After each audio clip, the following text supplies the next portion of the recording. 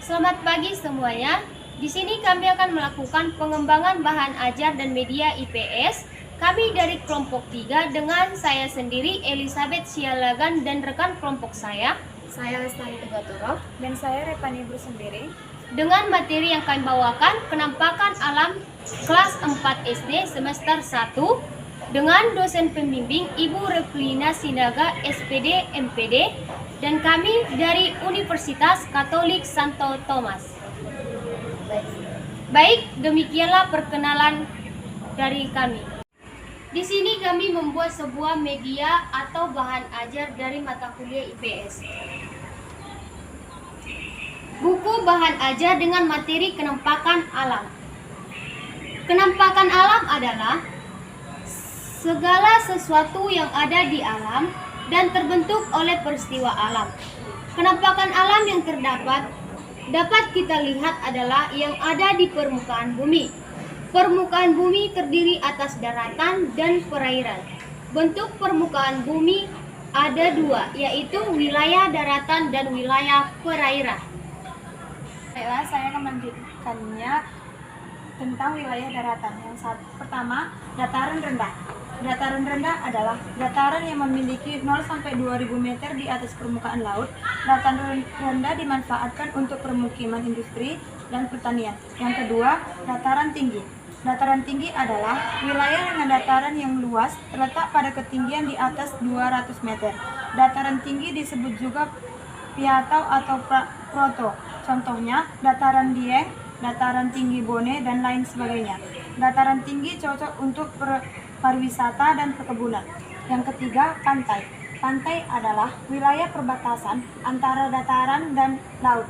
Pantai dimanfaatkan sebagai tempat perwisata. Contoh, Pantai Carita, Pantai Kasih, dan lain sebagainya.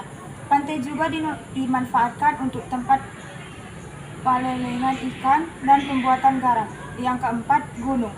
Gunung adalah bagian bumi yang menonjol dengan ketinggian puncaknya di atas 600 meter. Gunung dibedakan menjadi dua jenis, yaitu 1. Gunung berapi, 2. Gunung tidak berapi. Yang kelima, pegunungan. Pegunungan adalah rangkaian gunung yang sambung menyambung satu sama lain. Pegunungan juga dimanfaatkan untuk pariwisata. Contohnya, Pegunungan Sewu, Pegunungan Sawu, Pegunungan Jayawijaya. Yang keenam, tanjung. Tanjung adalah dataran yang menjorok ke laut. Tanjung yang luas disebut semenanjung.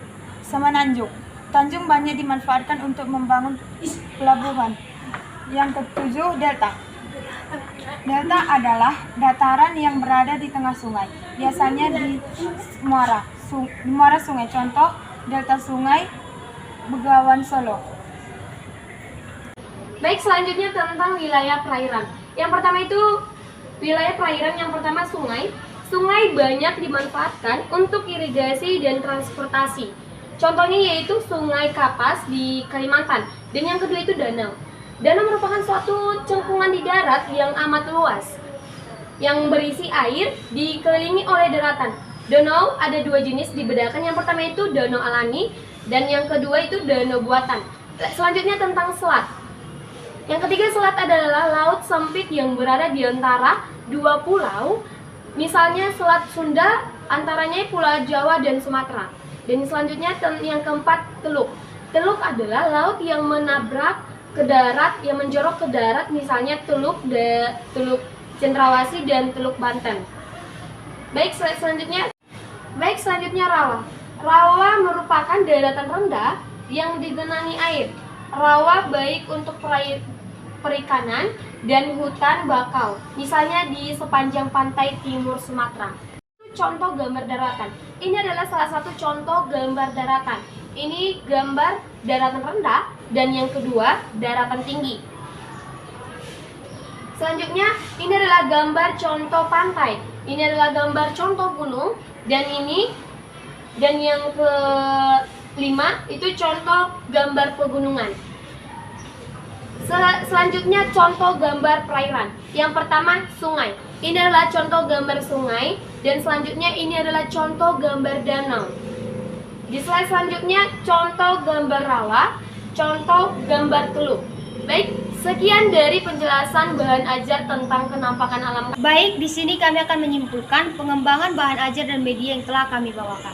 Kenampakan alam adalah segala sesuatu yang ada di atas permukaan bumi, baik di daratan ataupun di perairan. Kenampakan alam ini bisa berbentuk karena peristiwa-peristiwa yang terjadi di atas permukaan bumi dari waktu ke waktu. Demikianlah hasil dari bahan ajar yang telah kami buat. Sekian dan terima kasih.